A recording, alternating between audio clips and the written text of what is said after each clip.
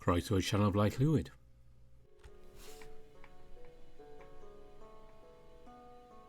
Welcome back to the Minotaur Hotel as we begin our 25th episode of this series. And there's still quite a way to go. Yes, we are back in the hotel and we were actually in a lounge when we left. So let's go and see how the evening's going. Luke clears off a large circular table, dropping a few dozen salt and sugar packets in the process, then drags over a chair for everyone present. Robert sits by the hearth, enjoying a glass of scotch and a thrilling, fascinating, life-changing book on international maritime law. A real page-turner if there ever was one. He seems to be just beginning to the good part, so it takes a minute to convince the demon to abandon his reading. It is only the promise of mischief, and the last sip of his drink, which seals the deal for him. Wolf is just happy to be there. You move a chair aside so he can hang out with the rest of the group. Ken ventures in the kitchen, cleaning up and getting ready to close down for the night. Meanwhile, the kobolds stack a dozen cups on top of each other, trying to determine who can make the tallest tower. But all this mischief ends as soon as they see the boar grabbing his trusty wooden spoon. He accepts the invitation, makes a point to go and change his clothes first.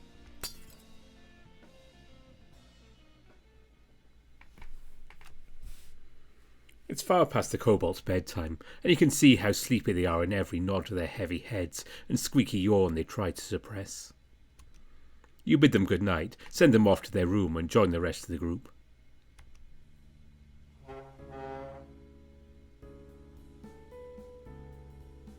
You sit next to Asterion, both excited to begin and ignorant of the horrors about to unfold. Alright, we all know the rules, right? One by one, the Griffin slams a can of beer on the table for each of the participants. Luke, I will indulge you for tonight, but I'm warning you, if you scratch any of the tables with these cans, or, heaven forbid, your talons. Relax, Blue Boy, it's all good. Asterion fidgets with the tab of his beer can, having a hard time with opening it. You reach out to give him a hand just as he seems to get it right.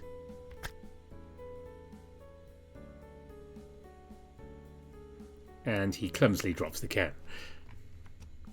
It hits the Minotaur's right hoof and rolls across the floor below the table, finally coming to a stop right next to where Wolf is sitting. Beer pours from the open top to form a widening puddle, which the wolf swiftly begins lapping up. Ah, shit. You're about to get it from your chair and drag Wolf away from the spill, but you quickly decide that angering your canine companion wouldn't be the best idea. It is non-alcoholic beer, at least. Yeah, as I was saying, I'll take turns and ask a yes or no question. If you answer yes, you drink. I'll start us off, and we'll go rightward from there. Rightward? Yeah, I mean like I start, then Asterion, then Master Daddy. Are you doing this just so Kota gets to play last? Well, ain't you bright and new penny, Angus? You got me. Alright, and I'll start, then Kota and so on. That's the turn to the fella on your left, alright? Saying clockwise would suffice. Yeah, whatever, you know what I mean. Let's start with a test, alright? Drink you ever sucked a dick? Upon hearing Luke's question, Kota's gaze swims over to you for a second. Despite the earlier banter, there's something serene in it, as though he's lost in contemplation. His gaze drifts to Asterion, and he waits until the Minotaur takes notice. Then he looks again at you, then back at the prince. What, you all got corn cobs in your ears or something? I said, drink if you ever sucked a dick.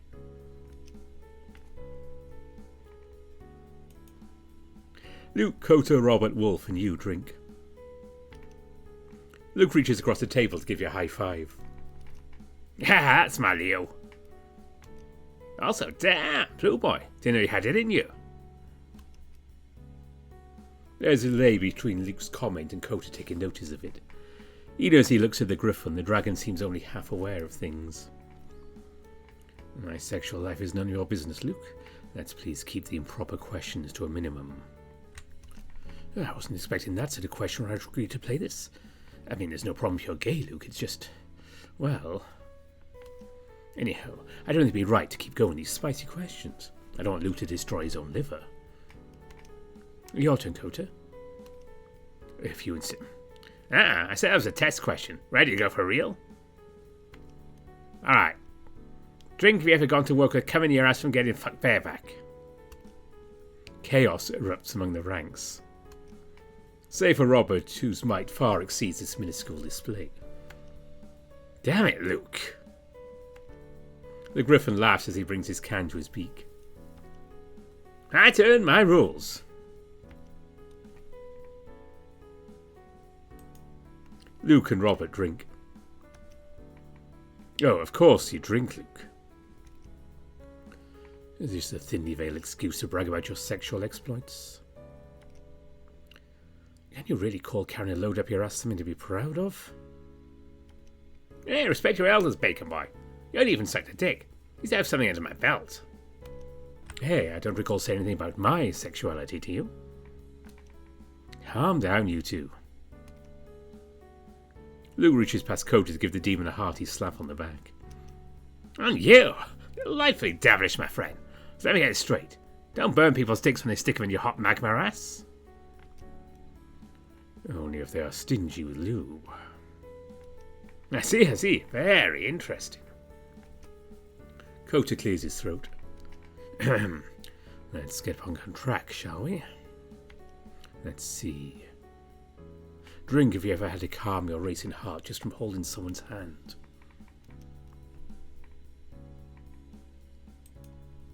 Asterion, Luke, Kota, Kenbish, Wolf, and you drink. Finally, something I can drink to. Asterion nods. Although, if I'm being honest, I wish I hadn't. What's wrong with this beer? Kota lets out a giggle. Luke, on the other hand, is not so amused.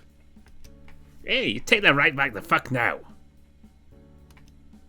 Robert scoots over the boar and whispers into his ear.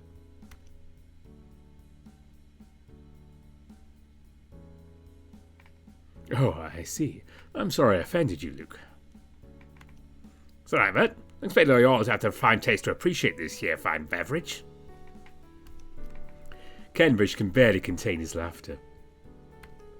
No, I want to make it up to you. Remind me to get you some Chinggis Dunkel whenever I can. Pass. Not really a fan of European beer. That's... You do know Mongolia's not in Europe, right? You know where a Greek buttfucker emperor dude was from? That's Macedonia. Jesus Christ, didn't sound for a geography lesson, alright? Who's up next? Oh, I'm next. One of the kobolds approaches the table. Asterion, Grunky can't find his plushie. You'll have a round without me. Come on, Zapito, I think I saw it in reception. Very well. A gentleman will excuse a small break from orthodoxy. What's that? He wants to shake things up. I'll allow it. Very well. Drink if you've ever licked someone, not as part of oral sex, but just because you wanted their taste in your mouth. What exactly are we talking about? Anywhere. Armpits, feet, hind end. Oh, kinky. I am not finished. A drink twice if you've gotten it second hand, such as from an article of clothing. Thrice if it was their underwear. And 4 times you asked them to go showering beforehand.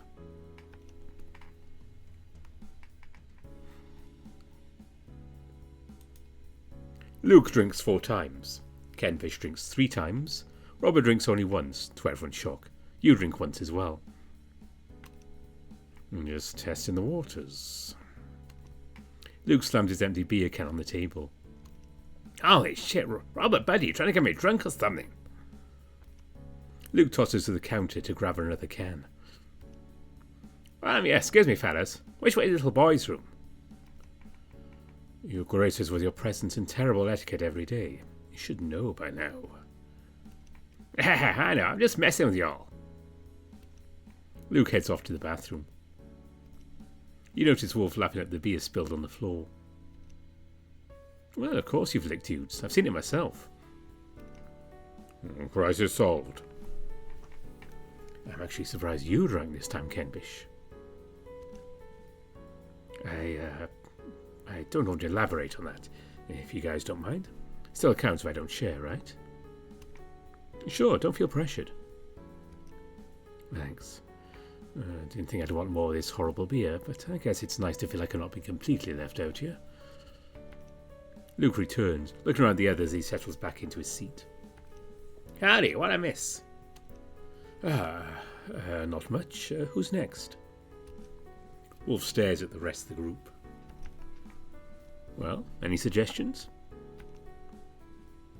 The canine yawns and goes back to looking at the dropped beer can on the ground. I see. Should we drink to that? No excuse not to. Everyone has a drink.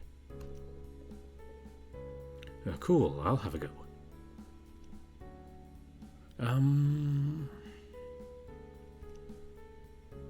Oh, God, okay, got it.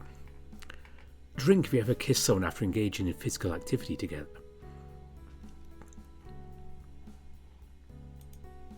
Asterion, Kenbish, Luke, Wolf, and you drink. Well, that's quite vanilla, Kenbish. Well, I don't see you drinking. God forbid I pick something I can take a drink to. You guys are horny. So, who did you get to kiss? It was my first kiss, actually. We met at Nardam. We remind each other constantly throughout one of the events. Were the guys only? Some of the events are mixed. Point is, we congratulate each other afterwards in private. We're impressed with each other's performance. And then we hugged. I couldn't stop myself and, well, my opponent kissed me back. We met again the following year, but I guess my charm made it hard to recognize me. Oh, I'm sorry to hear that. It's fine. Honestly, I couldn't have asked for a better first kiss, given the circumstances. Asterion smiles to himself. What about you, Asterion? Who did you kiss? Well, it's not what you may be thinking. I used to play fight with my brothers, and because they were my brothers, I'd kiss them on the cheek from time to time. It's not strictly one after the other, but it does count, yes? You just wanted an excuse to join in and have a drink, didn't you? Yes. Well, I can't say I blame you. It's a technicality, but I'll allow it. Also, holy shit, Luke. You had a drink every single time. What haven't you done? Go on, test me, Leo. Or you can dish out, I can take it. Well, it is my turn next. There you were, Daddy. Alright, it's my turn and then Asterion, right? Yes, that would be correct. I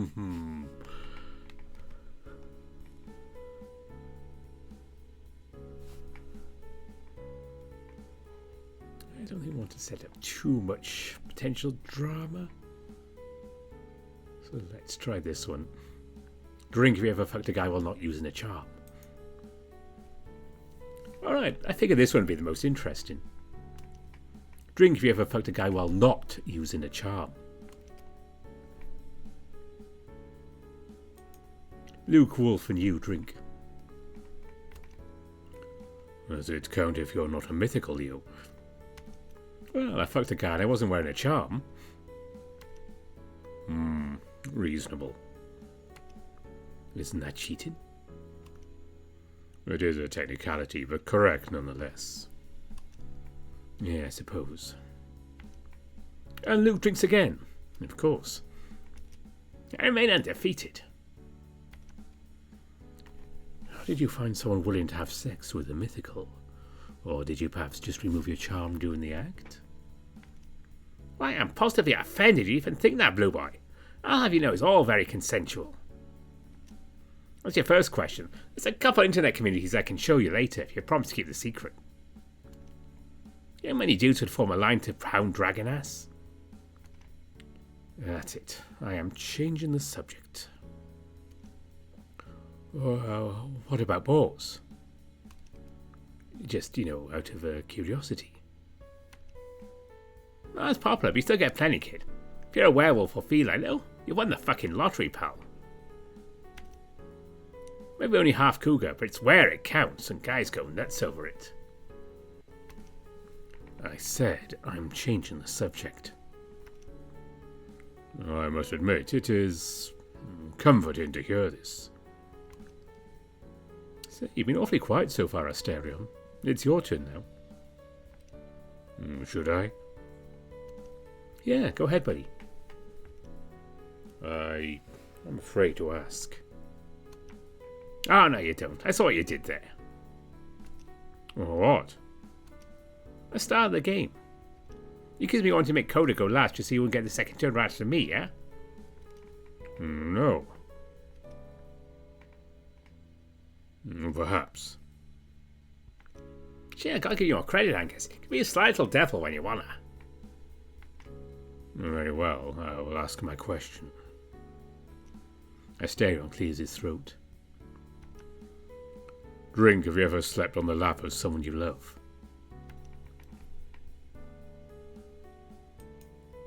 Asterion coat a wolf and you drink. Not gonna lie, I wish I could drink to that. He's done it. Asterion has managed to beat Luke at his own game. Yeah, I got close, let me tell you. I'm a man of my word. Accept defeat. Tell us more about him, Asterion. What was it like? It was... I fear I cannot tell. Can't just drop that on us and not tell. Those are the rules. No, the rules say you only have to answer yes or no. Now look who's got the honey tongue. You're awfully good at abusing loopholes, Asterion. Oh, thank you, Leo. Well, speaking of abusing holes, it's my turn next. Take a drink to the person who's let me slept. Don't be an asshole, Luke. Respect his privacy. Okay. Okay, I've got another question for you. Drink you ever got swept off your feet? Asterion studies his can. He had raised it a little, but with a pursed brow and a slight grumble of consideration he sets it back down. A twinkle comes to the griffin's eye. No, wait. Drink if you ever wish to get swept off your feet. And dragged off to bed to get your brains fucked out. Oh, Luke, please. It's one thing to do it yourself, but do not drag Asterion down to the shallow puddle of your dirty mind. Shallow? Oh, you listen here, little brain. Ain't nothing shallow about giving a man a good time with your ass. I don't know about you, but I can't count how many good hard-working men are going through a rough patch. Can you? Don't answer, I know it already. Sometimes you just need a good lay to get it all out. You can bet the whole dang farm and get my rocks off from getting fucked. What really gets me going is not to make a man stay better. And tell me over their shoulder, carry me over they want, fuck my ass rough as they please, and you bet I'm damn proud of taking whatever they can dish out. I can take it, Blues. I fucking love men. I ain't talking about getting my dick hard. No, sir. This is the warm and tingly kind of love. Sure, I can't stop my tail from lifting a bit when they put their hands on me. It's the right kind of love all the same. Ain't nothing wrong with serving men, you hear? Ain't nothing right than nuzzling my beak in the crook of their neck after making sure they had their fun. I don't know what your life's been like, Bluey. If God ever created something right, it's men. And what if I feel I'm spooning with them? Just feeling their tummy on my back. Come on, you tight ass. Ain't nothing better than that. I love men. If you don't, well, you're losing on the best fucking time there is. Thank God. I love being gay. I'm impressed. Never in all my years have I seen someone passing out from non-alcoholic beer. And so, good Lord, another night and your rule draws to a close. With the surrounding lights dimmed, Asterion and you take a stroll through the halls and ending hallways, enjoying the velvety silence together. With all the night's rowdiness gone, a man cannot help but grapple with his own thoughts. And tonight the Minotaur's stride is sluggish, so much that you must also slow yourself to remain by his side. His gaze wanders up to the ceiling and down to the infinity ahead, or his mouth remains half open, so about to pour out his thoughts. A silence like tonight's is sacred, and wise men seldom break it. But as you make your way to the spiral staircase, you hear a chest-rumbling sigh escape from Asterion's breast. You stop and look at him. His eyes shimmer in the darkness, and the contours of his ears flick as his gaze latches onto yours. "You all right? Was tonight a little much?" He raises a hand as if to embrace you, but stops. It remains suspended until you bridge a gap yourself and caress his arm. Its fur, short as it may be, stands on end as if electrified. You caress and tidy it once, twice, thrice, as many times as it will take to pacify him. "Oh, I do not know." He holds your hand in his, then approaches. You notice his scent, faint and cherished. His embrace is like the sea is. Wave by wave, it envelops you with its warmth. And his fur, once more standing up in defiance, is not unlike a school of fish swimming by to brush against your skin. "I do not know what I want." You whisper all that can bring a man comfort and peace, each word punctuated by the rhythm of your heart and the squeezing of your arms. You do not catch all of Asterion's mutters and grumbles, but you assure him it is all fine regardless. You give him time, all that he needs and deserves. Meanwhile, good lord, you remain surrounded by that air of Poseidon's saltwater scent. Even his warmth is radiant, quite like that of the sun itself. You snuggle against the man's chest, let him know just how welcome his touch is. He lays his nose on your head and breathes in your scent, just as you do his. Perhaps this night will prove itself merciful to you and your charge. One can hope that both of you will dream of the sun, salt, and breeze of a sprawling beach. Dream now.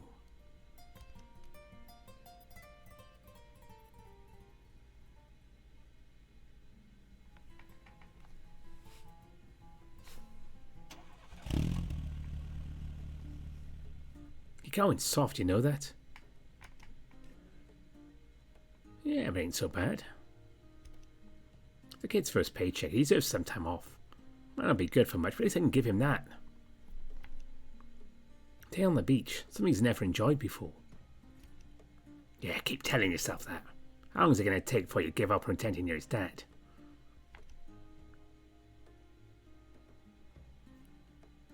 Oscar stared out at the coastline with a child's excitement. "Well, I never been to a beach." Just sand and salt water. Nothing you haven't seen before. "So what if it is? It'll be good for you too. I shall get some sunlight." "Look, I promise things will clear up after today. All you need is some fresh air and fun, and some cleansing too. Maybe there's just some of that defilement shit on you right now. I'll get my whole paycheck by tomorrow morning. At least something will be cleared up, and you'll have a nice job offer in your lap." "You petty for real? You know I'm just the right kind of mean to hold you to it." "He is. Can't even make a joke." "Well, he's no joke, kid." "Alright, Dad. No more joking around." A job offer just like that. If only it was so simple, or had been so easy for Grandpa. What kills me is he could have quit, you know. He didn't need to go back to Hinterland and work with the Colonel. He had gone to the big city and tried his luck there. Then he would have done all the regrettable things he did, and maybe my father would have grown all fucked in the head. You'd say then the chances are I wouldn't have been born. Maybe Dad would never have met Mom. Oh, that's bullshit. It's what people tell each other they won't have to reflect on the evil back in their past. So, Grandpa could have come here. No 12 dead tape years. No Colonel salting their meat and eating over the years. No chest full of chewed up bones. No god deprived of his skin. No curse on the land sending to a spiral of stagnation. And who knows, maybe Oscar's life would have been better had that been the case. So why didn't he? Maybe it really was because of that damned hotel. He sure as hell still thought he could find it. He also had a sweetheart back there, Grandma, with whom he'd always wanted to get together. And they had a kid, despite all his flaws. Wouldn't go to the city without a job lined up to be too risky for a family man. It's the same shit all over again. 2 days before, I'd received an email from a master's programme. An institution in Europe I'd applied to about 2 months before going to the hinterlands. Back when my mind wasn't such a mess. I was accepted. I was even offered a small fellowship. Just enough to move and keep the lights on. But spending 2 or 3 years there, not earning a real income, would make my debt skyrocket. I hadn't mentioned it to Oscar. Still, it was a way out. If I played my cards right, I could get a job abroad and leave all this behind. Or it might just push me further down this hole I'm in. The alternative was looking for a job here. Not easy prospect, I've set up my father's offer and joined the private security firm he works for. Going for the Masters has its risks. It's my best bet if I want to break out of this cycle for good. That begs the question, what about Oscar? I promised the kid I'd help him get his life in order. My God, he's been lifting his own weight. With that kind of paycheck, he won't be able to pay the bills. Probably won't be long before he's homeless again. It's all one big sick joke, isn't it? It's all happening again. A watchman and his charge locked together on the path to ruin.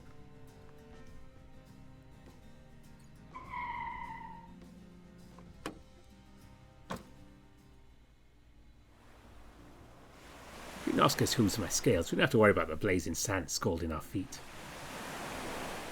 However, the mirrored reflective surfaces create an unexpected burning sensation. Between the glare coming off the ocean, the sand and the buildings, all of my eyes were seeing spots. Needless to say, I can't exactly squint my tail. Likewise, I was about to shell out for 50 sets of sunglasses to cover the extra eyes, or spend an hour taping them in place. Kid was right, you lump of shit. This wouldn't hurt so much if you weren't being a goddamn shut-in. This lump of shit's out now, making the most of it. It's the kid's first beach trip. Had to make it count. Storm marvelled at the crowd. In his field of view along the shore, there were more people than all had drowned tapir. It wasn't even that busy a day. Oscar galloped off, swinging and lashing his tail left and right with every lumbering step. I reckon he was getting used to the feeling of soft, loose sand beneath him. 20 or so metres ahead of me, he leapt towards the foreshore and sank into the sand up to his shins as the tide sent sea foam back to greet him. He turned back to me, laughing, coiling himself to burst in another sprint. Maybe he invited me to follow him as he kicked at the Atlantic. Oh, God. I dragged a smile out, kicking and screaming. The very idea of running after him almost made me collapse. I still managed to wave, at least. Even seeing him go whole hog into all that wasn't enough to set my mind at ease. Didn't know if I should tell him or not. He looked towards the horizon ahead of us, and back to me. Started to trot over. His attention was caught a second later by some seashells on the shore. Just like that, he's in a world of his own, collecting shells and turning them all into a hole he dug in the ground. It gave me enough time to catch up with him. Good. Don't pay attention to the sad sight lump. Don't let me drag you down. Someone's having a good time. Yeah, reckon we'll find a big seashell here. You know, like the kind that goes in a spiral. I've seen a few of them around here, yeah. Sometimes they wash ashore. He grabbed my hand and almost pulled my arm for its socket as he guided me along.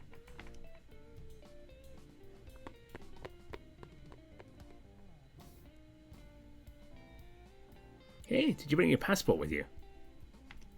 No, I left it at home. Didn't want to get it wet or anything. In that case, the air gauge I gave you. You do remember it makes us look alike, don't you? People would think we're brothers. Well, father and son. So what, is that bad? Just saying. So I should keep up the disguise, Agent P. I can call you Poppycock.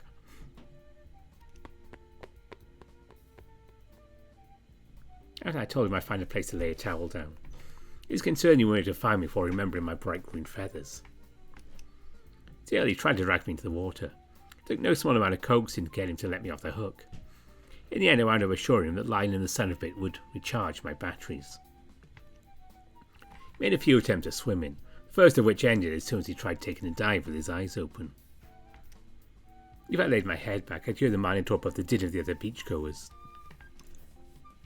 Trundling footsteps, followed by periodic sputtering as he came up for air and blew hair out of his eyes, culminating in a panicked snort to clear the seawater from his nose. For an hour or so he just dug a hole, then 2 other guys joined him. When the tide rose and swallowed it up, they disbanded. Don't think they ever asked each other's names. Mostly however he searched for and collected seashells, until later in the afternoon when he stumbled upon a sunglasses salesman who happened to have a conch he was willing to part ways with. Only for him to find a bigger, better one not an hour later. He had lunch at a little hut by the sea. Manta ray dumplings, French fries, plain white rice, and the freshest tuna this side of the country. Oscar could always eat a lot, sometimes that habit could rub off on me. Early in the day I found a little alcove where I could sit in the shade. That's where he went in the late afternoon when the kid got himself tuckered out. Took a nap, so I kept vigilant and stood guard. When it started to get dark, we prepared for another one of Oscar's requests. He wanted to make a bonfire. He'd parked the car by an abandoned lot, covered in overgrown vegetation and dried up dead trees. I was going about getting some wood and told me to find some paper for a fire starter. Didn't even think of buying some charcoal and I'd already paid for a newspaper, but still had enough cash for a small bag. Walking back, I took a look through the paper. Frustrating headlines, cacophony of classifieds and personals, meaningless horoscopes. When I got back to our spot, Oscar wasn't there. I was telling him you're tired and you really want to go home early so you can get a good start replying to emails tomorrow. Then I heard a crack. Looking over the edge of the woods, I caught sight of him pressing his knee on the long, thick branch, trying to break it. Tell him we should go. It's getting dark and weird. I sighed such every muscle in my chest tightened and wouldn't let go. Then I went and helped him. We didn't talk, we just grunted as we both put our weight into breaking that big-ass branch into logs. Small enough pieces to build a fire. Oscar seemed damn proud of himself and bumped his shoulder against mine. The second time he almost knocked me over. Let's crumple up the newspaper. He asked me to save the page with the comics and puzzles. I felt like my skull was going to split open from the pressure of every new step added to this ordeal. So I obliged and folded that page up for him. And that's when I remembered I'd brought charcoal. In the end we used a bit of everything, including the paper and wood.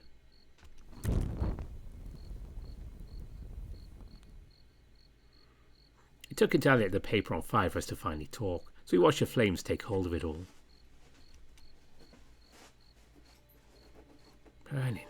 I'm burning up like that, aren't I? Just worries. Can't provide anything but eyes. Eyes for bad people. Bad eyes for bad people. Can't stop seeing those holes. After all these years, it still works. Or does it? Did it ever work? Some watchman you are. Pedro, how you feeling? You're just tired? Yeah. Yeah?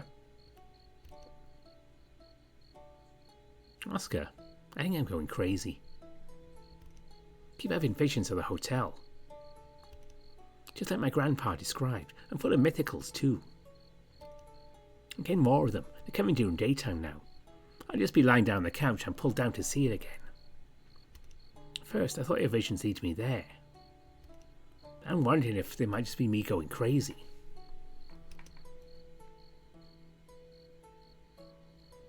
Grandpa had them too. Maybe it's schizophrenia. Maybe I got it from him. My goddamn inheritance. Pedro, your father's fucking magic though. Don't they do shit pretty reliably? They do, but mythicals aren't immune to mental illness. My people in particular can manifest as visual hallucinations like that. Listen, this really is some sort of schizophrenia creeping up on me. I really do. It can take a while for mental illness to set in, so I might have a few good years left. There'll come a day when I won't be the same person you knew. You might get medicated, even if it all goes as well as it can. When that day comes, if for some reason I'm still in your life, I want you to cut contact with me, alright? It's for your own good. Don't worry about me. I won't even be me anymore. What the fuck are you talking about? If you do go crazy, I ain't gonna abandon you like that. That's what you say now. It ain't easy being around someone like... Even if I do get treatment. Oh, fuck off with that. I told you I'm staying by you. You put up with my shit enough and let me live at your place and all that. And goddamn it, I'm gonna make it up to you whether you want it or not, you cunt. Maybe you just need some kind of specialist head shrinker. Any of you specialise in mythicals? Heh. You know about me needing a psychiatrist. Antidepressants aren't doing the trick anymore. So I guess just being sick, right? Just need the right doc and stuff and you'll get better. Shit, maybe. I need to get a job though. If I get one for my dad, I can just go to the staff shrink. Shit, can't you get one some other way? Then you ask at the university how to psychiatrist for students, and then the answer that goes as far as subsidising your medication? I don't think so. The kid's ears drooped and his gaze went down between his hooves. Look what you've done. You ruined the night for him. I always have to bring everyone else down with you, huh? Let's change the subject. So, what do you have planned for this nice fire we got going? The flame's warmth licked at him. He didn't hear me at first. I had to speak louder. Only then did Oscar perk back up. Oh yeah, so I hope you don't mind, but I found your spell book. Well, in a healthier mindset, I might have been mad.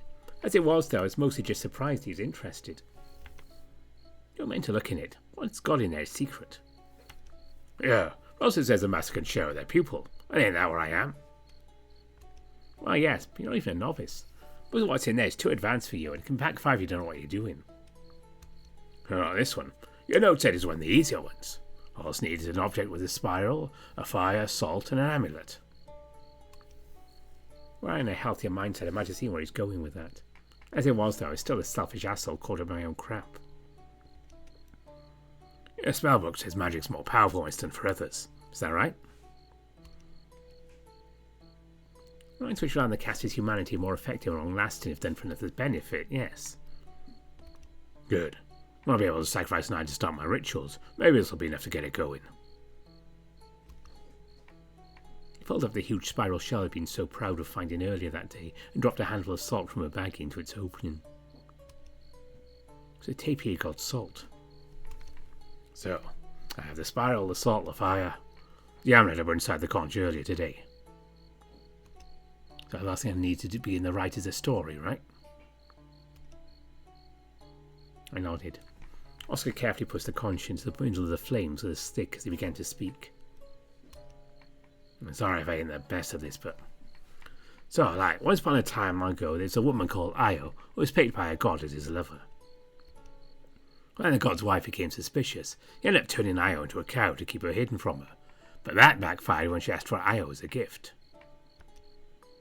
Then the goddess sent Io to be kept by a trusty guard, a giant with 100 eyes who never slept. And the story goes on. Ain't that right, P?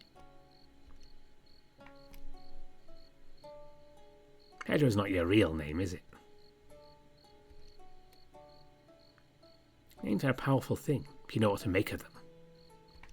I told you, Pedro is what my grandpa called me. It's what's written on my documents. My people, we're meant to be replaceable, so our name is also our position. Before mythicals became rare, we all shared a single name.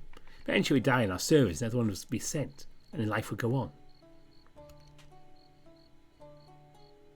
So, give me your name. Your real name. I almost retched.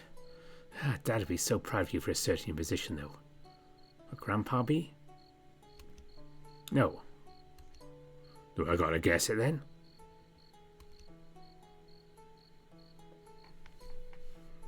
Argos Panoptes. That's where the P comes from, ain't it? See, I can play detective, too. He chuckled. He chuckled with so much joy in his voice I could have strangled him. Now, was that so bad? More than you can ever imagine.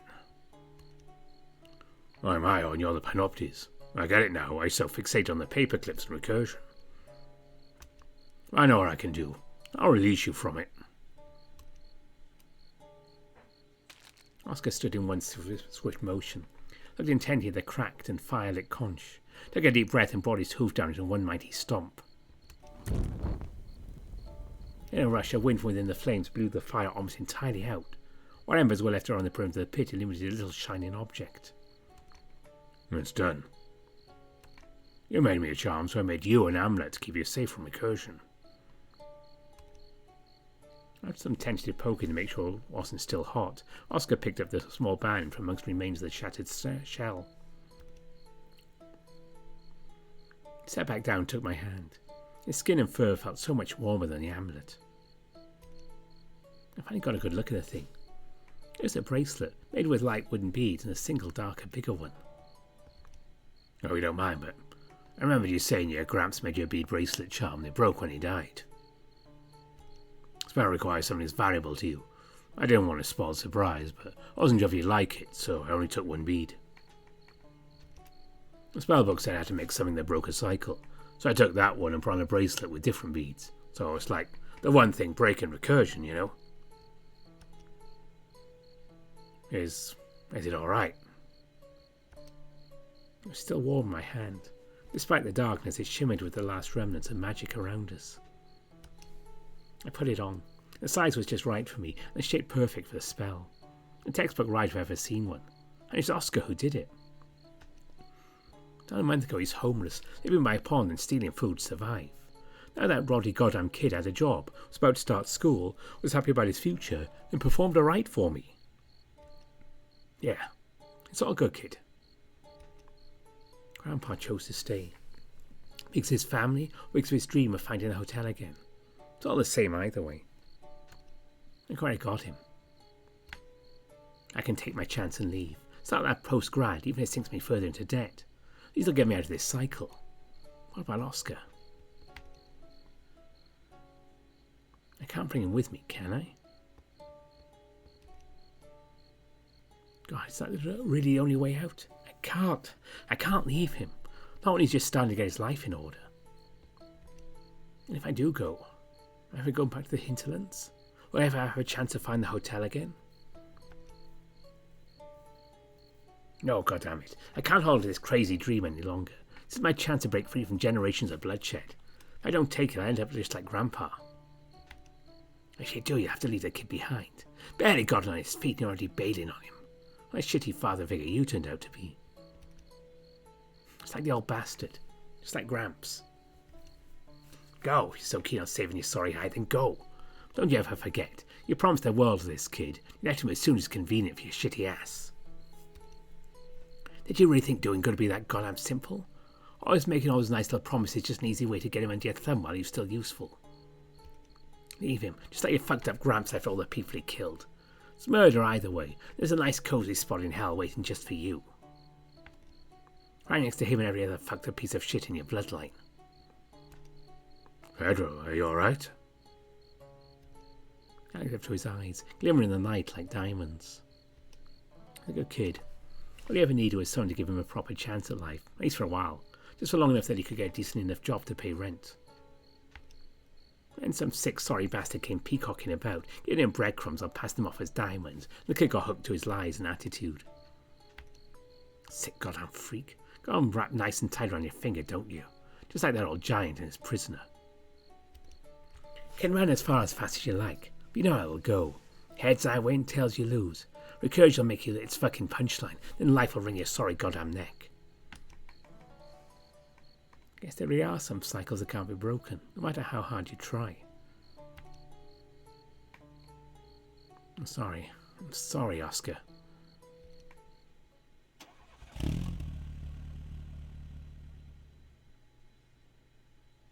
Oscar looked out the lights of boats and ships in the distance, fiddling with his haul of seashells on his lap.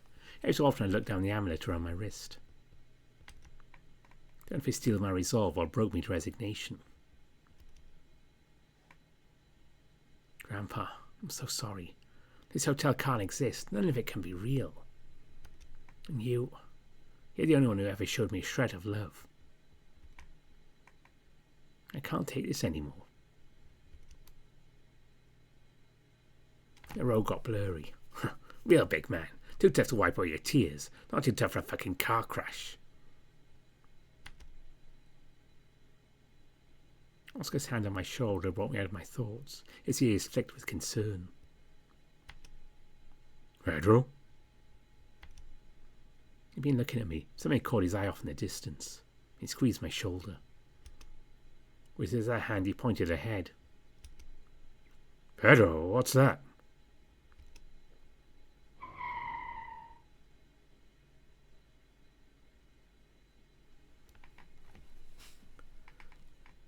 Did you see it in the background? Hundreds of masters have come and gone over the many centuries who kept our vigil. Good and evil, kind and ruthless, heretical and pious. One must wonder then, after witnessing that parade come and go, is this master a lover of justice? Does he look to his charge, the sweet-sounding darling, and believe that his own kindness brings justice to the unrepentant realm? If a courthouse is rotten to its core, and only dispatches the innocent to the foulest of torments, wouldn't you say that perverting its decrees might be the finest act one might perform? Or is this master a fierce punisher of hubris, an adamantine renegade, sceptical of the laws and so-called authority which sentences Asterion to this wretched land? Then he might dream of overturning this whole sordid charade, not realizing that his revolt is the greatest fairness of them all.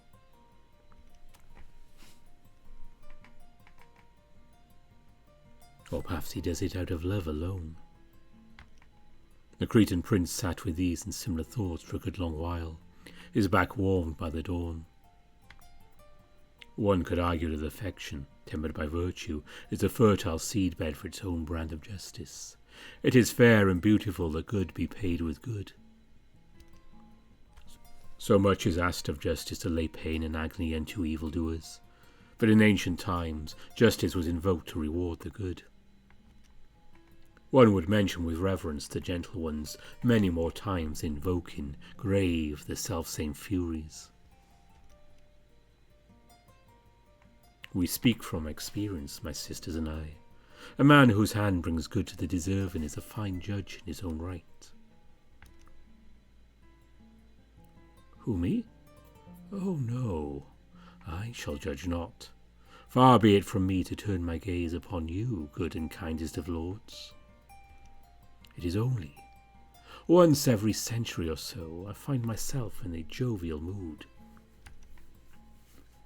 Yes, me. Oddest of thoughts, is it not? But do not allow that knowledge to go to your head, lest your hubris require punishment. I was thinking back to the old tales, in particular the one concerning a certain young man named Orestes. Now that was a sordid affair if there ever was one. His father, King Agamemnon, sacrificed his own daughter to give himself safe passage across the sea. He wished, along with the thousands he was leading, to set that old city of Troy ablaze in retribution for the abduction of his brother's wife.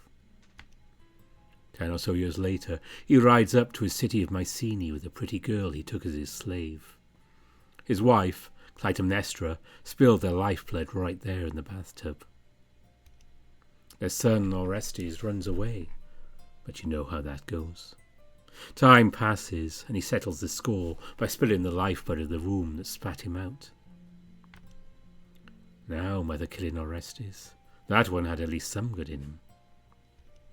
The Furies hounded him, or perhaps he merely went insane from guilt. And, as the legend goes, he delivered himself to the people of Athens. He was willing to be stoned if that's what they thought just, so I can say he had some right in him.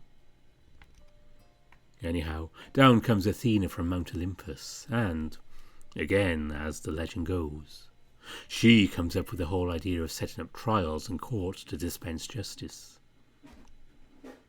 Now, isn't that just the funniest thing you've heard?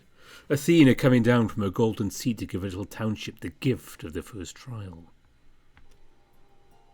I can only imagine that people didn't know about Prometheus long before those Athenians were even the prototype of a sperm. They would say they invented fire, too. A hubris, I swear. And that's why it gives me a good laugh every once in a while. Well, I suppose it is a bit unorthodox for you and I to fraternize in this manner. Not often have I shared my sense of humour with your kind, revolting as your predecessors have been. I certainly didn't plan on it. But in truth, I couldn't allow the chance to pass. Not after seeing what you've been up to. Well, we shall see how that goes. As a little farewell, however, I'll give you something to think about. That letter from Hades the little snake got for you? Many ages we have waited, breath-baited, for that to see the light of day. Not that you needed it, but I imagine it helps. The head of our little darling is galloping at full speed, just thinking about what all this means. Such wild horses might have trampled him without it. All right, let us proceed to the matter at hand.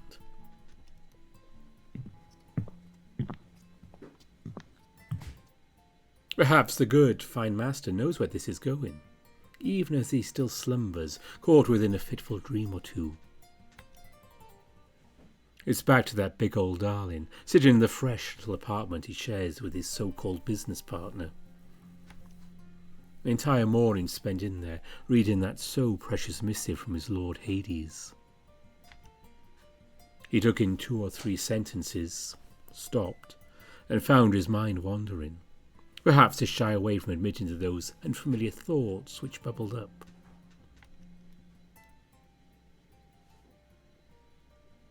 Morning became afternoon. Outside his sanctuary, the hotel came alive. Afternoon padded with lazy ease towards that appointed, anticipated time. He rose and paced about, thinking about the staff preparing the hotel's grand reopening, then sat back down to take in more of the letter. Perhaps he should have been looking forward to his crowning as one of 2 kings of this realm, but his focus kept returning to one single thing: the delicate, almost effeminate calligraphy upon that page. He closed his eyes and drew in a breath. How odd it was that such a little thing, just the smallest of details in those old letters, held the power to send his ancient mind back in time.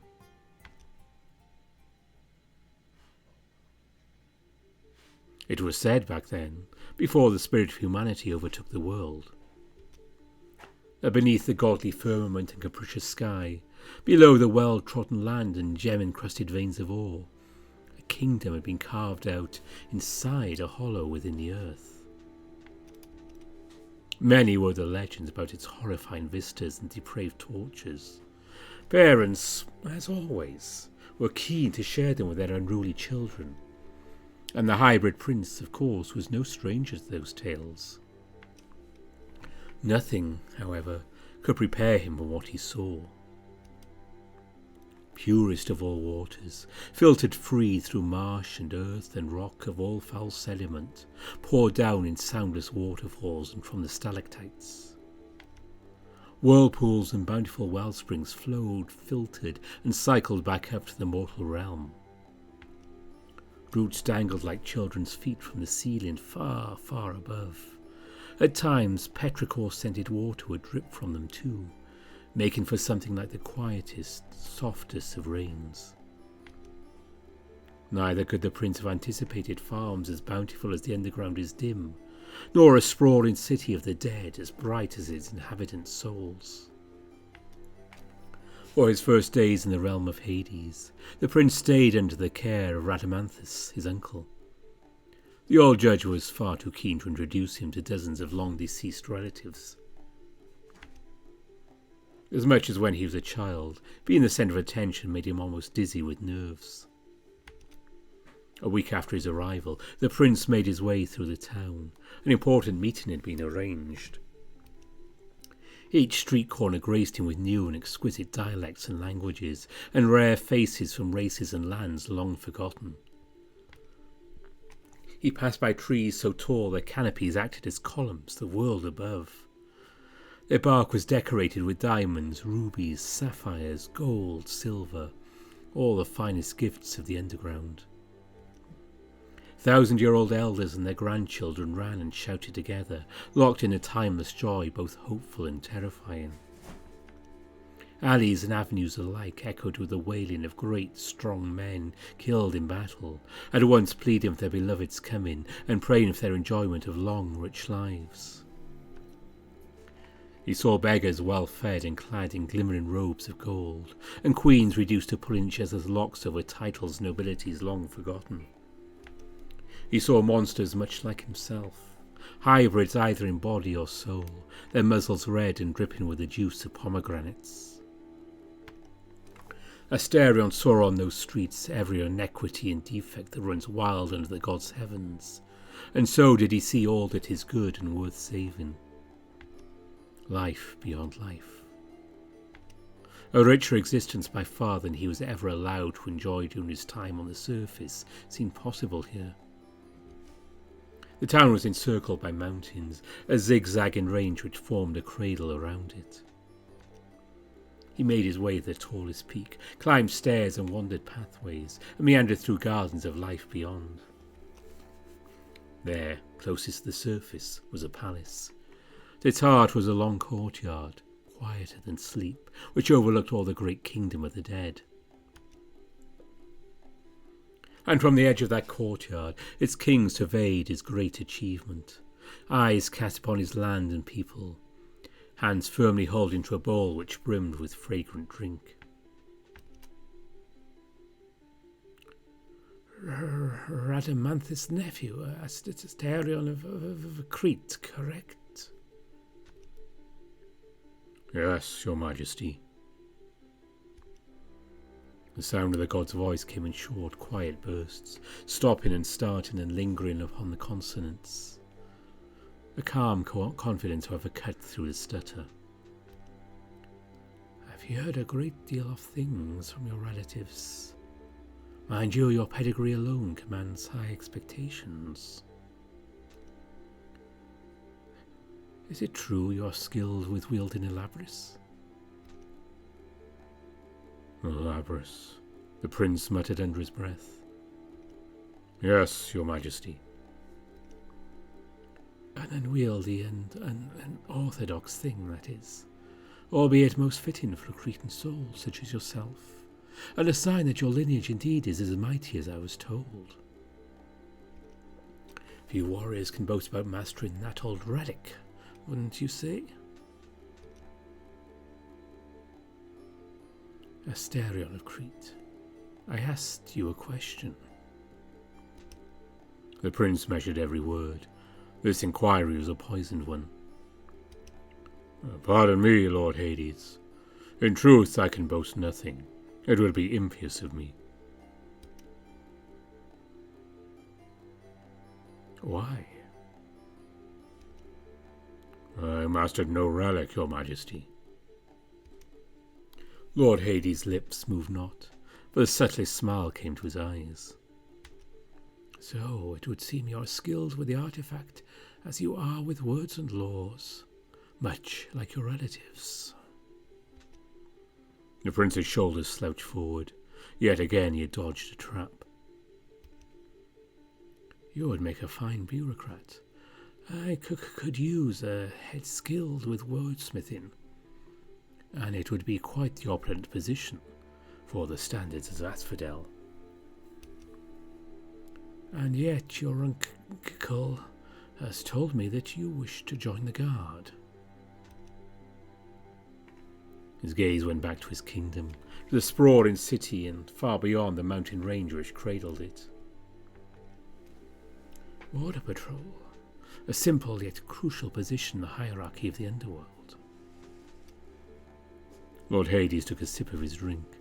From afar Asterion caught just a whiff of its scent, the purest, most fragrant of all aromas. The living must be kept out until their appointed time of arrival comes.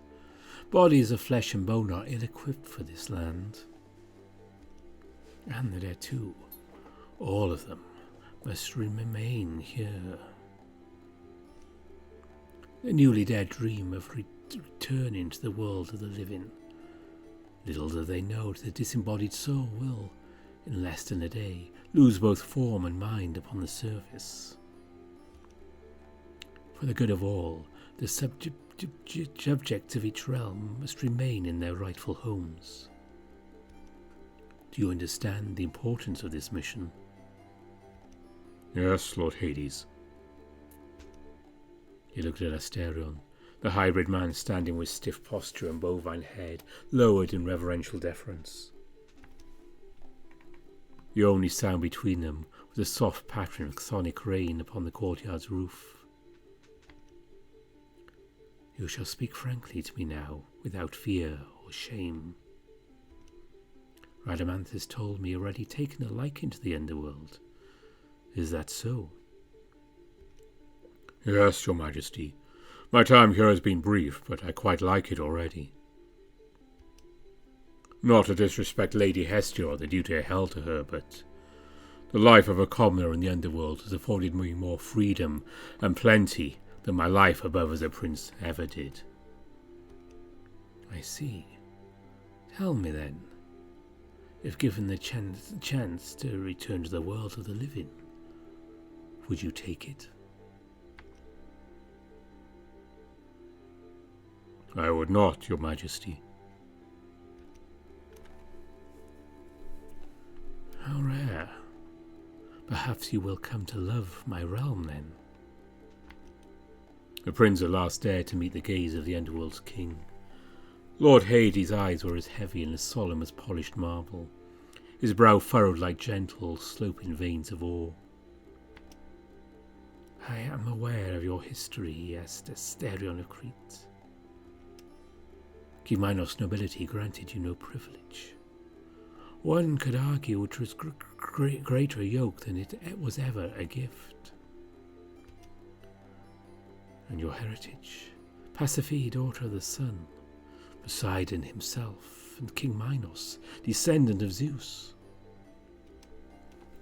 You could have been a demigod with a pedigree this refined, or at the very least a great holy man or advisor. But it seems that all your greatness brought you no pleasure or glory. And then there is that matter of which we cannot speak. He took a sip from his bowl and let it rest in his mouth, nursing every bit of grace it might bring him. In that moment, to Asterion, the god of the underworld seemed small and tired as he enjoyed that single pleasure. Hades' own head hung low as he brought down the bowl, as if he had fallen asleep, but his voice rang out nonetheless. But your past matters not in my court. Both nobility and commoners are the same to me. Sons and daughters of Olympus find themselves punished just as often as the mortals they scorned. Your flaws, your family's disgrace, all the pomp and glory of your lineage, your trial wiped it all clean. If you'll serve me, all that matters is that you choose to do it of your own free will. And, if time is so merciful, out of love for this world. Hades finished his drink and placed the bowl on his lap, upright, cradled by his legs.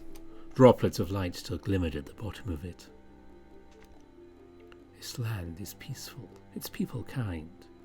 You'll see that it's quite unlike what mortals tell in their tales. Before I inherited this realm from the old order my brothers and I overturned, the souls of mortals were fated to turn stagnant and malevolent.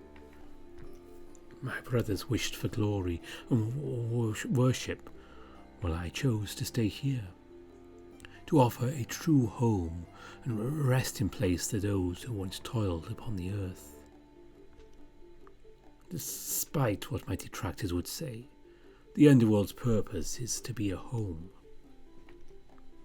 So here you'll find dignity and a place to belong in. If fortune allows, happiness too. From a basket by his side, the god pulled a folded piece of cloth. The prince could see even from afar there was a rich fabric, for even in the underworld's dimness it shimmered with life. Asterion of Crete, is it your wish to join the underworld's guard? The prince's voice rang clear and true, free from all the tragedy it carried in life. Yes, my lord. Then swear you now to uphold the underworld's mission, to do all in your power to make this realm into a home for those lost souls reaped from the mortal realm. Yes, my lord. Take this and rise. The Lord of Many extended his hands, cradling that sweet fabric even as he offered it to the former prince. And so, with his solemn and joyous vow, Asterion of Crete embraced his eternal mission.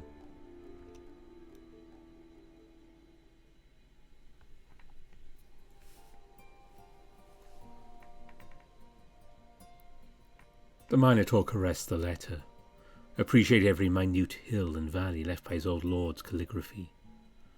His eyes meanwhile latched upon the intricate signature at the bottom. All under the employ of the underworld's monarch were taught to recognize it, to respect it, and to identify any attempt at its forgery. Despite all his thousands of years, the Minotaur's memory was pristine. As sure as the sun sets in the west, and all mortals meet their end, that was the mark of his lord Hades. Asterion of Crete was no coward.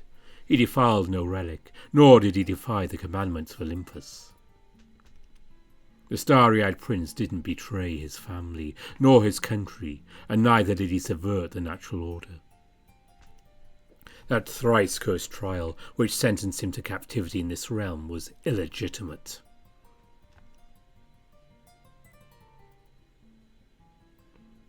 Asterion expected hummingbirds to rise up and peck at him, or for a ring of fire to envelop his throat and strangle the thought right out of him. But none of it came. All he had was silence that shuffled his hooves, until an idea snuck into his mind and out from his lips. I am innocent. It sounded like a lie.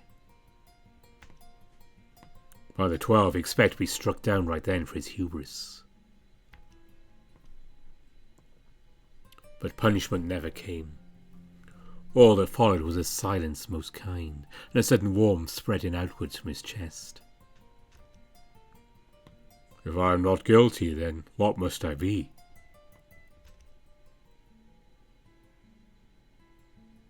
Before any poison seeds could take root, the prince rose and ran to his wardrobe, a longing set his eyes and hands into a blaze.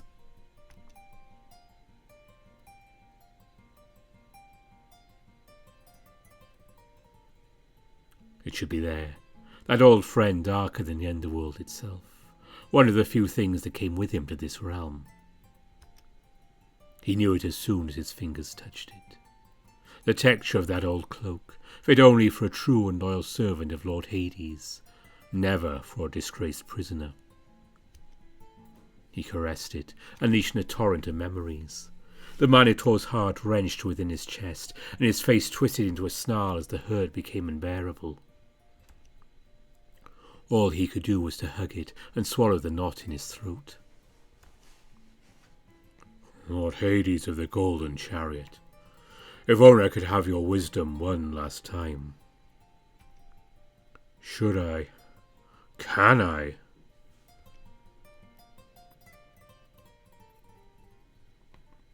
All disgrace and infamy wiped clean, to serve out of free will and love, to find a place of belonging and dignity in work, and, I hope, happiness too.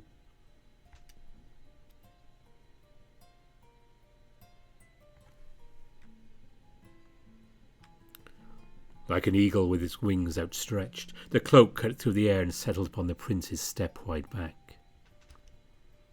Even if the world itself would deny it, at long last he was a prisoner no more.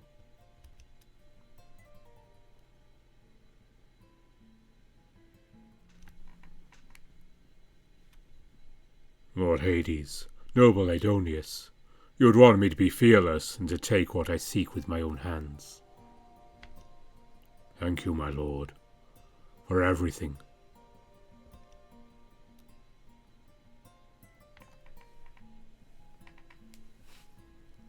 Meanwhile they came, wanderers no more. From across the salt knobs and desert, they spotted the red horns tearing the sky asunder and the hotel's walls jutting from the landscape. The peacock tightened his grip on the steering wheel. He could see his inheritance already. The Minotaur, meanwhile, looked into the mirror in the sun visor. His snout so large in the tiny car, legs cramped and unable to fidget out of his nervousness. He tidied his fur and stopped. Looking presentable was never his thing. At long last, Oscar draws a breath. At long last, Asterion draws a breath. It has only been a handful of minutes since there was a knock on the door, and in came Leo. The Minotaur continued to look into the mirror, as if his clothes would change on their own if he didn't keep track of them. What pride he felt over the cloak and the pair of regal horns framing his head, large enough to command respect, not so much as to become clumsy liabilities. He'd brushed his fur so not a strand sticks out now, all is perfect symmetry. He felt he had to make more certain, however. Behind him, draped in gold and crimson from the dying light of dusk filtering through the window, the good man looks down at his agenda. The evening schedule outlined down to the minute, all broken down into little blocks. The hotel's grand reopening and its renaming. Minotaur Hotel. The man lifts his gaze to the step-wide-backed, seafoam-haired, pristine-horned prince who returns it through the mirror. Now that's a nice look. That cloak seems tailored for you. It was. I've always kept it for a very special occasion.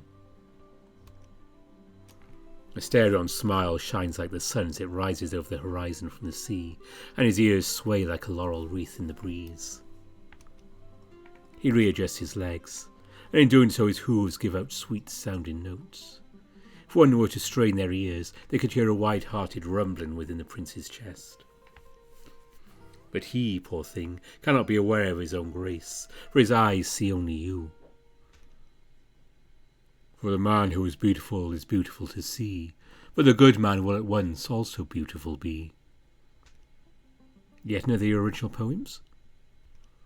I could only wish it was. This one belongs to Sappho of Lesbos, the 10th muse as she was called. But I make her words mine. You are good, Leo, and the most handsome man I ever had the privilege of seeing. You're only trying to get into my good graces, flatterer. Is this some ploy to get me in the mood to renovate another section of the hotel? That is one fine idea. Sadly, I was not astute enough to think that far ahead. What a tragedy. I wasted my sweet-sounding niceties on being honest and sincere. The prince closes his eyes. One by one the hummingbirds come to graze the back of his head. This time, however, they only flutter about, beating their wings to send shivers down his spine. They may clench his jaw, but they bring no fire to his throat. He can't stop himself from stretching and arching his back. He covers his nape with a palm, and, how odd, he swears he can recall having a scar there. Yet today it feels so smooth, perfect fur, softer than cream. He draws a breath, and never in thousands of years did he breathe so free, as if a collar had been undone from around his neck. His breath of life. As if he was back home again. He turns around, half expecting to see someone long gone, but before your eyes meet he already knows whose face he will see.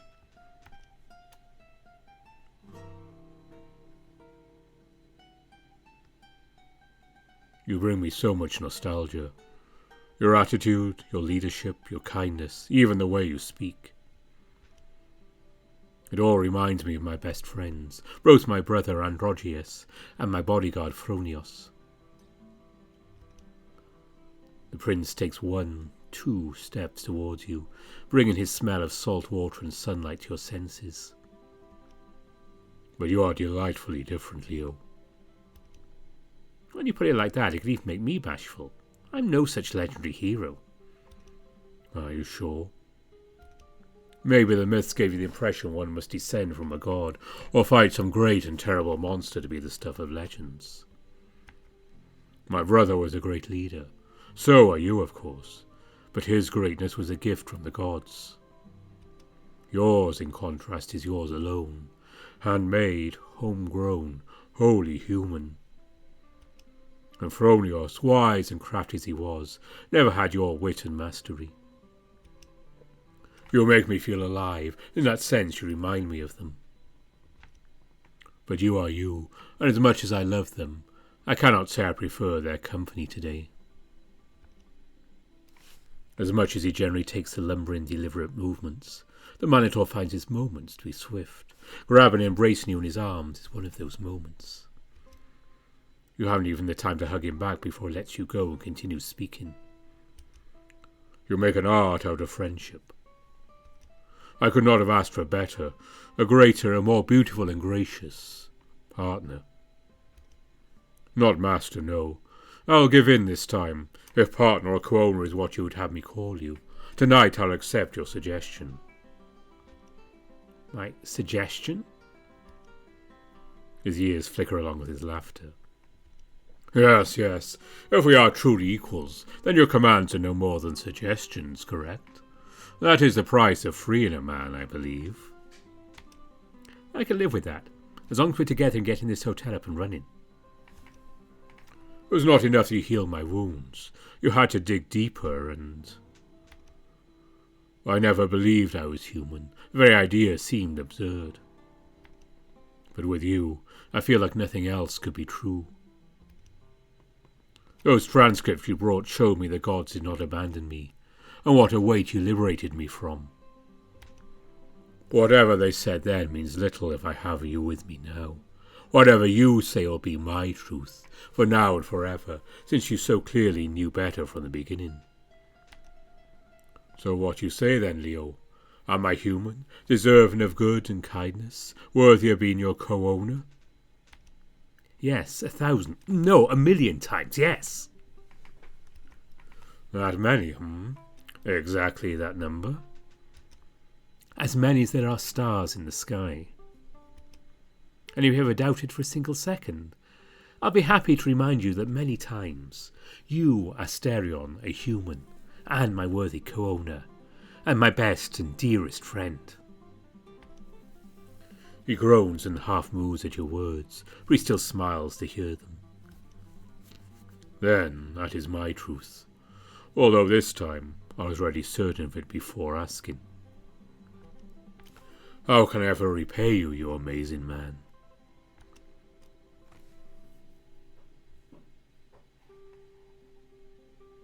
I think it calls for this.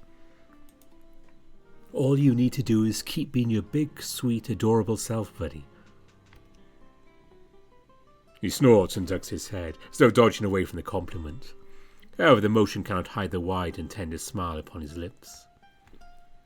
I swear, sometimes your flattery is more tortuous than anything your predecessors could dream up. It's not just flattery, though. It's true, and I mean every single word. I know it. In my mind, there can be no doubt that all you say is your honest heart, but...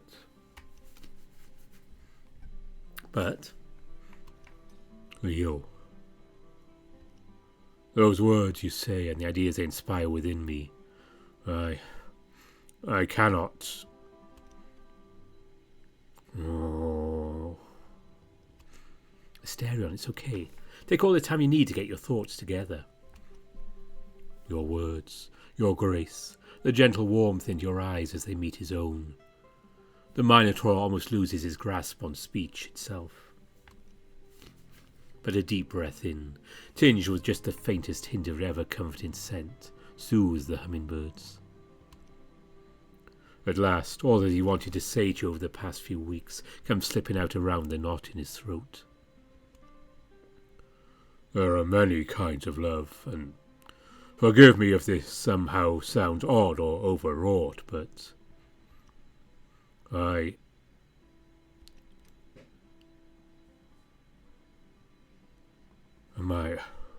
am I tearing up? With both hands you wipe the tears from his eyes, even as more form anew to trickle over your fingers. Sometimes we cry when we're happy. Yes, I am happy, but that is not it. For so long I have known the joy of giving a home to those who are lost, and I was content to feel that alone. But the thought of being by your side, serving you, being your partner, what have you, fills me with what I can only describe as euphoria. It is a joy, but at the same time it pains me. It feels so close to, but so distant from what I want. His eyes wander the room rather than stay on you, even while he leans his cheek against your hand. And this hurt, as bad as it is, by the gods, this want makes me feel so alive. But I fear it too. Not that you'll hurt me, but this want is so overwhelming. It feels like hubris to want at all sometimes. I stop and think about it all. Could I even deserve a life this joyous and blessed? But then I think back to that letter from Lord Hades, to his defence of me, and regardless what Olympus decided for me, I choose to take this joy which I desire. But then I think of you, my lord. His tail twitches. I am so afraid of saying or doing something untoward, and I have this sense within myself of being burned. And yet all I wish for is to draw closer, whenever I'm with you, serving you. I cannot find it in myself today to fear the gods, but I'm so frightened of all this overwhelming me sometime soon. But you just... Sir, you ease the overwhelmedness while you add to it. He lets out a moo, not like a deep whimper. Sir, oh, I know you don't like it, but I've never felt so happy to call a man sir as with you. All the your excellencies and your majesties in the world put together would still not be enough. And then, at last, the knot which binds that final confession within his throat comes undone. I love you. Do you know that?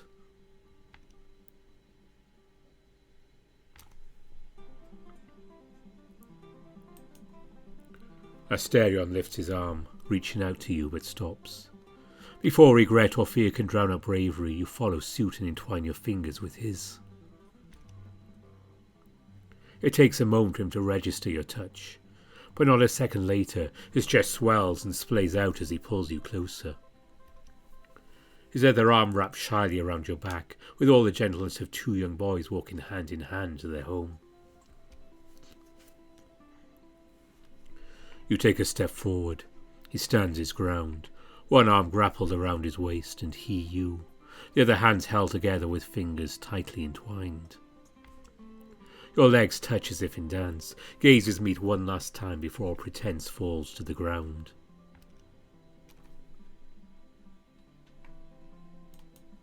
You press your forehead against his own. The warmth of his breath and scent of his fur becomes your home. His sense is meanwhile caressed by your touch's tenderness and the understanding in your gaze. A huff leaves his nostrils and fades into a whimper.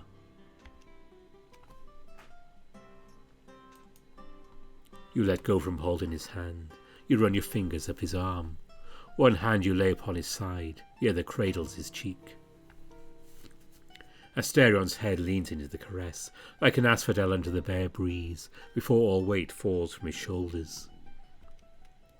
A hand of his own shoots up the cradle and claims your back, while the other covers yours upon his cheek. Not letting go, not for a moment, never. His legs falter, but in pressing your chest to his you manage to hold his weight.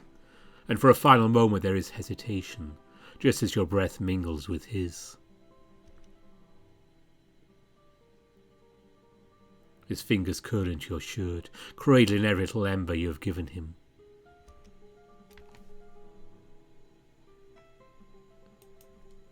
Your nose nudges his. The two are aligned at just the right angle. His mouth opens in anticipation, and you bridge the last inch to meet his rough, tender-hearted, sweet, bitter touch. Astarian's body takes on a will of its own. He lets out a groan halfway between a whimper and a lowing as your lips meet. Such a shy nudge at first, so hesitant as the two of you shudder under the spreading warmth of your affection.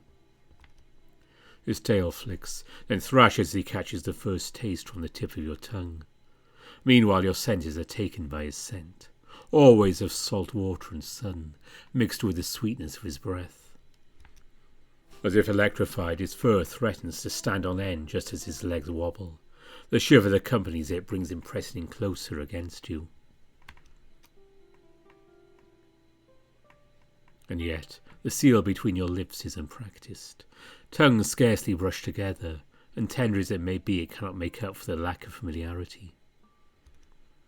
With a disheartened tremor, the moment ends too soon, and your mouths grow half an inch apart. But just as it happens, Astarion fails to hold back a chest-rumbling whimper.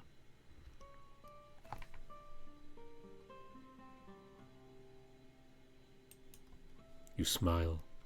His gaze drifts off to the side, avoiding yours, but his cheeks flush and he bursts into a giggle. What else, after all, can a man do when so much joy is given all at once? But laughter lasts only a short while. If a wave of shame and regret washed over him, all hesitation itself is taken away by a greater force, bringing silence again with it. All the bravery and fortitude this prince once had, stripped away by circumstances, is revived. And that old nobility demands respect and silence, and of course to have its will realized. Your eyes meet again, and this time it's Astarion who nuzzles his mouth over closer to yours. He sets his hands on your waist, soft enough you could walk away from it, but growing firm as the realization of how much he wants this takes root. There is want in every minute shift of his fingers, in the leaning of his head to align your mouths, in how his shoulders contract as his lips make contact with yours, and then slouch as they part together. His mouth, with its rough and inelegant tongue, nonetheless tastes sweet bitter, honey and coffee.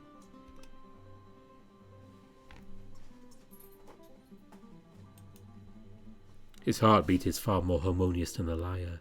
His eyes glimmer brighter than gold. His sweet bitter mouth melts your limbs. His tongue is shy to respond. When it does, it's cumbersome and unwieldy, but only at first, as wild and unsightly thoughts trot about. The prince closes his eyes.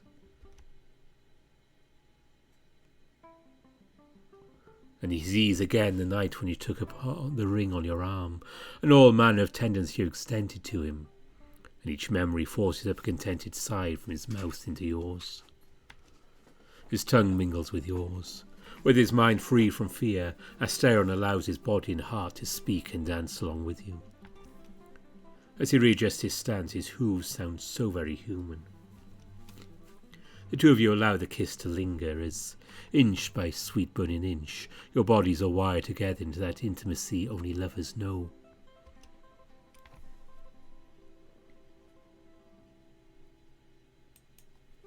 You offer a drawn-out, chest-rumbling sigh of your own. It's the least you can do in response to all the fine and delicate sounds which the behemoth in front of you has blessed you with. This time he finds his own spark of dominance. He holds your head and giggles while exploring the cavern of your mouth at his own leisurely pace. The laughter breaks the seal of your kiss for a mere second or two, but the fire always pulls you back together. You rest your arms on the arch of his lower back, threatening to go lower and lower. Half an inch down, Asterion's tail rises. Whether he knows and commands it or not is a mystery for the ages. The ensuing full-hearted laugh interrupting the kiss and tightening of his grip on your own back, however, is unequivocally conscious. He continues to seek your mouth's affections. The top of his tail rubs against the side of your hand. You may go lower if you wish, but perhaps that is better kept for another time. You rub your hand up his back. Upon reaching his neck, you ever so gently pull him down so he's at the same level as you. Awkward as the position may be for him, there's no protest. That is, until he grabs your waist in a full hug and lifts you to his level. No amount of wiggling your legs or gripping his sides will do. For a full minute you are his to do with as he pleases. What he wishes for above all else is more of your soft kiss. He holds you high as if to pour your affection into him and become drunk with it. The prince may be tender, good lord, but he is not without rebelliousness.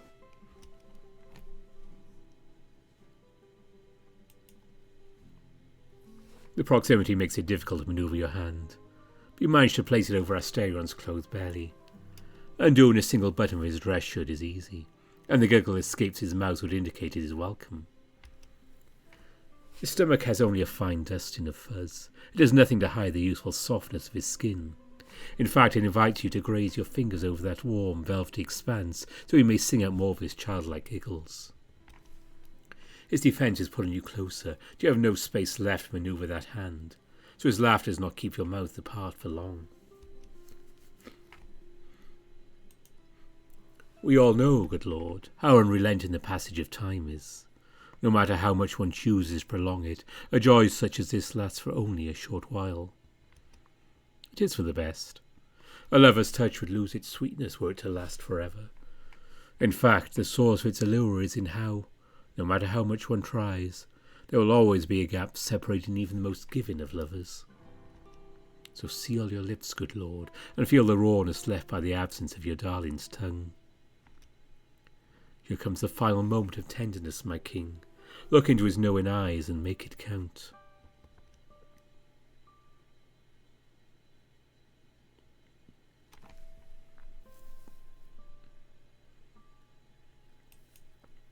The scent of salt water and sun mixed with the bitter spice of man, divinity, chaos, and humanity.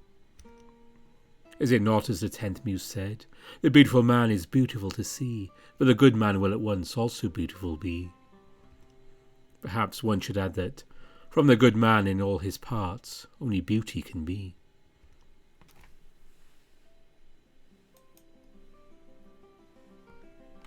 You scratch his right ear, and in turn he leans into your touch. Then you give attention to the left, and he goes altogether softer on you, almost torn between which hand to lean upon. Perhaps there is some feline heritage in this ox. How childish it is to rub noses at this whole affair. Perhaps that too is essential to love. In the absence of the kiss, the bashfulness returns to Asterion's smile. To go from friend to lover and back to cherished friend again. How utterly human. Regretful, longing already for yet more, the two of you part. The quiet moment between you and your Asterion is only broken, or perhaps merely caressed by the softest of breaths. And then...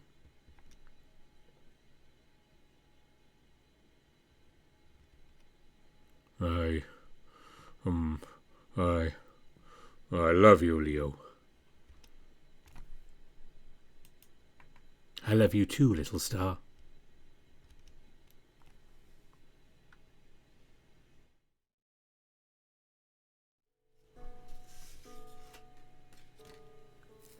I think there's no better place to end this episode, our 25th, as I said, than with that scene. I hope you enjoy that. Yes, so it looks like we have some more guests coming to the hotel. We have the grand reopening. It'll be in the next episode. And then I think we might make it into chapter 19. I'll see how things go. And yeah, who knows? We might finally get caught up with this VN. Or they might just bring out another update when I'm actually working on this one. But we'll carry on with it regardless. So I hope you enjoyed this one. I had a lot of fun narrating this one. And next weekend is going to be a mystery. No, I'm not keeping it secret. I just don't know what it is either. I have some ideas, but I need to go through some stuff and work things out and see how long things are, etc., etc. What I can tell you is that kind of on the 23rd of December, at some random point during the day, whichever I set it for, we have a ghost story for Christmas. I'll be reading a short ghost story by Sabine Baring-Gould, who's quite a well-known writer, clergyman, slightly odd guy, but apparently quite a nice guy as well. From way back, I think it's been about 100 years since he died. We'll be doing that for Christmas. It's traditional. And between Christmas and start of January, might do a couple more things. Maybe an extra one around the start of the year. We'll see about that. I don't have anything planned, but I will be letting you know as I go along. And I always let my patrons know what's going on ahead of time. Yeah, the segues don't get any better, do they? But as always, thank you to all my donors on Ko-fi and Patreon. You are very much appreciated. And my top patrons are Greylock, Coob, Addy Bear, Vulpes Need Coffee, Amaterasu, Tiger Cub, Samuto, Spiderling, Rafu, Omar, Mario Cervantes, Matt Kenya, Kartek, Evan King, Ida Korval, Harvest Mouse Productions, Grizz, Exact, Dissonance, Cobus Visser, Brian Hall, Bieka, Bastian, Aaron Fox, and Andy Peng. Special thanks to all of them. And until next week, whatever that turns out to be, thanks for watching. Bye for now.